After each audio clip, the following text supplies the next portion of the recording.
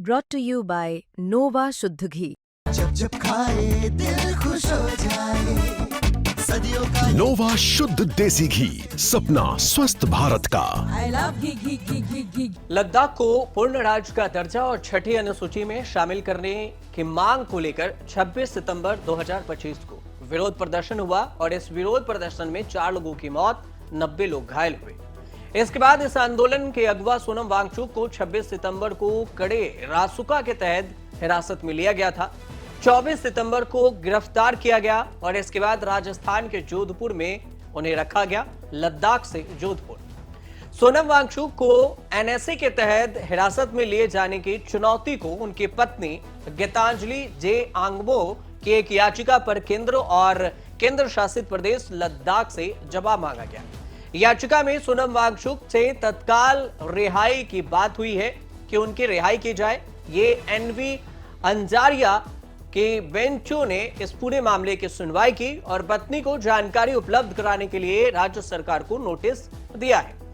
14 अक्टूबर तक इस मामले को स्थगित कर दी है और अगली सुनवाई ये 14 अक्टूबर को होगी। इस पूरे मामले को लेकर तुषार मेहता और कपिल सिब्बल के बीच में बहस भी हुई है, दलीलें भी दी गई है, जिस पर सुप्रीम कोर्ट कपिल सिब्बल के दलील को तुरंत सुनने से तैयार भी हो गई। लद्दाख और जोधपुर जेल प्रशासन को भी नोटिस देकर जवाब मांगा गया है। याचिका में आंगमो की ओर से वरिष्ठ अधिवक्ता कपिल सिब्बल और विवेक तनखा पेश हुए। अदालत को बताया कि आंगमो को अब तक कोई भी उनके पति के बारे में जानकारी नहीं दी गई। सॉलिसिटर जनरल तुषार मेहता ने जवाब दिया कि लोगों के लिस्ट है, 12 लोगों की लिस्ट है और इससे आप मिल सकते हैं। भावनात्मक माहौल न बनाने की अपील की। पीठ ने कहा कि गिरफ्तारी के कारण सोनम वांगचुक को बताएं कि वो कहां पर रखा गया है, इसके अलावा कोई भी इसमें बाधा न डाले। अब दरअसल सोनम वांगचुक की पत्नी ने सुप्रीम कोर्ट में हैबियस कॉर्पस ये याचिका दायर की थी। ऐसे मामलों में तुरंत राहत कभी नहीं मिलती, तो सरकार का जवाब आने के बाद ही किसी आदेश की संभावना होती है। अब कपिल सिब्बल ने सुप्रीम कोर्ट से यह कहा कि जब तक सोनम वांगचुक के डिटेंशन ऑर्डर की कॉपी उनके परिवार को नहीं मिलेगी, तब तक याचिका में गिरफ्तारी को लेकर कोई ठोस चुनौती नहीं दी जा सकती। इस पर जस्टिस अरविंद कुमार ने केस में पूछा कि सोनम वांगचुक की पत्नी को हिरासत के आदेश क्यों नहीं दिए गए। सॉलिसिटर जनरल तुषार मेहता ने जवाब दिया कि आदेश देने से परिवार नया आधार बनाकर गिरफ्तारी को चुनौती दे सकता है। इस पर कोर्ट का कहना हुआ कि पत्नी को आदेश देने पर इसे नए आधार के रूप में इस्तेमाल किया जाएगा। सुप्रीम कोर्ट में सुनवाई के दौरान वांगचुक के वकील कपिल सिब्बल से यह भी पूछा गया कि हाईकोर्ट क्यों नहीं गए। सिब्बल ने कहा कि कौन सा हाईकोर्ट। फिर कोर्ट ने कहा कि आप बताइए कि अगली तारीख पर इस सवाल का जवाब दीजिए। मामले की सुनवाई के दौरान सुप्रीम कोर्ट की तरफ से यह कहा गया कि सोनम वांगचुक की पत्नी को हिरासत आदेश जरूर मिलना चाहिए और इस पर सॉलिसिटर जनरल तुषार मेहता का कहना हुआ कि हां, हम जानते हैं कि क्या हो रहा है। सिब्बल ने कहा कि हम भी जानते हैं कि क्या हो रहा है। जस्टिस कुमार का कहना हुआ कि हमें नहीं पता कि क्या हो रहा है। सोनम वांगचुक की पत्नी की ओर से कपिल सिब्बल का कहना हुआ कि कोई कम्युनिकेशन का जवाब कभी वापस नहीं आया। इस पर सॉलिसिटर जनरल तुषार मेहता ने कहा कि कोई हाइप क्रिएट ना करे।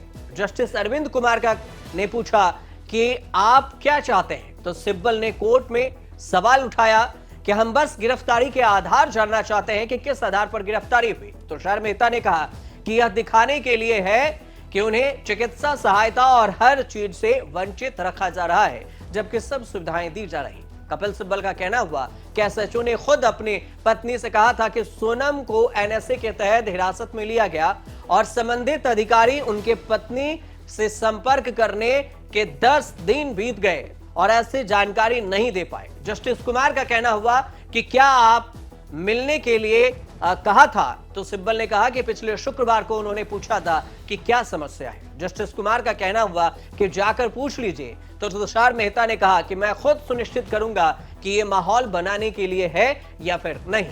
यह कुछ वाक्य था जो सुप्रीम कोर्ट में वकील और जज के बीच में हुआ।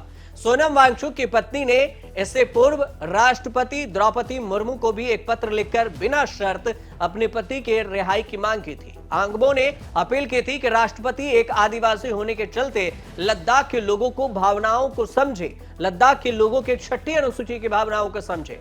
वांगचुक की पत्नी ने अपनी याचिका में कहा कि उनके पति की गिरफ्तारी मनमानी और असंवैधानिक है। यह संविधान के अनुच्छेद 14, 21 और 22 का उल्लंघन करती है। याचिका में यह भी आरोप लगाया गया कि उन्हें बिना किसी मुकदमे के 1 साल तक हिरासत में रखने के प्रावधान वाले एनएसए का दुरुपयोग किया जा रहा है। सोनम वांगचुक को 26 सितंबर को लेह में हिंसा भड़काने के आरोप में एनएसए के तहत गिरफ्तार किया गया था। लद्दाख को पूर्ण राज्य का दर्जा देने, संविधान के छठी अनुसूची में शामिल होने और इन दोनों मांगों को लेकर लेह में विरोध प्रदर्शन हुए और इसमें 4 लोगों की मौत हो गई थी। लगभग 90 से ज्यादा लोग यहां पर घायल हुए थे। इसी को लेकर जोधपुर सेंट्रल जेल में लद्दाख से सोनम वांगचुक को गिरफ्तार कर जोधपुर सेंट्रल जेल में रखा गया और इसी मामले के सुप्रीम कोर्ट में सुनवाई हो रही है। हालांकि राज्य सरकार को नोटिस दिया गया है कि यह पूरा कारण बताइए कि उन्हें जेल में रखा गया, तो इसकी जानकारी क्यों नहीं दी गई। अब अगले सुनवाई में पता चलेगा कि सोनम वांगचुक मामले में कपिल सिब्बल क्या कुछ और विनोद तनखा क्या कुछ दलील देते हैं, जिस पर सुप्रीम कोर्ट तैयार होती है और आदेश क्या कुछ देती है। थोड़ा सा इंतजार करना होगा कि सोनम वांगचुक के अगले सुनवाई में क्या कुछ मामले में सामने आता है आदेश कोर्ट की तरफ से। फिलहाल ये रिपोर्ट सही लगे तो हमारे चैनल से जुड़िए, सब्सक्राइब कीजिए, शेयर कीजिए, कमेंट कीजिए और देखते रहिए न्यूज तक। कुछ लोग तो ऐसे भी होते हैं जो बीच से होते हैं, तो बीच में भी तो उनके बाल नहीं होते, उनका क्या है? हाँ, देखिए बॉल्ड एरिया को हम 3 जगह से डिवाइड करेंगे, फ्रंट, मिड और क्राउन।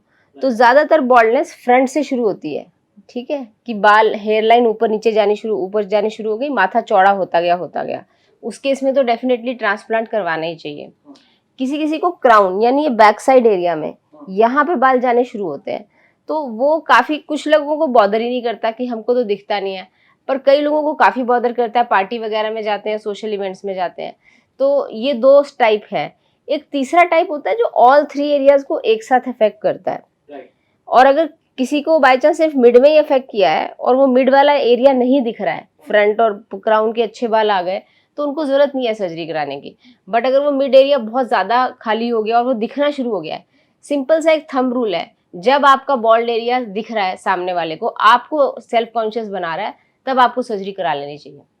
अच्छा, लेकिन इससे चलिए सर्जरी, या कुछ लोग नहीं करवाना चाहे सर्जरी और सर्जरी से पहले सोचे कि हमारा हेयर फॉल ना हो, तो ये इसमें क्या पॉसिबिलिटी है कि हेयर फॉल को रोका जा सके?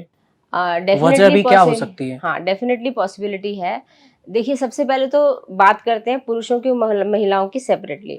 पुरुषों में जो गंजापन और बॉल्डनेस की समस्या है वो इनहेरिटेड होती है, यानी कि अगर उनके फादर को, ग्रैंडफादर को बॉल्डनेस है तो उनको भी होगी, या फिर कभी कभार मामा और नाना को अगर बॉल्डनेस है तो उनको होने के चांसेस बहुत ज़्यादा होते हैं। तो ये हो गया आपका पुरुषों में।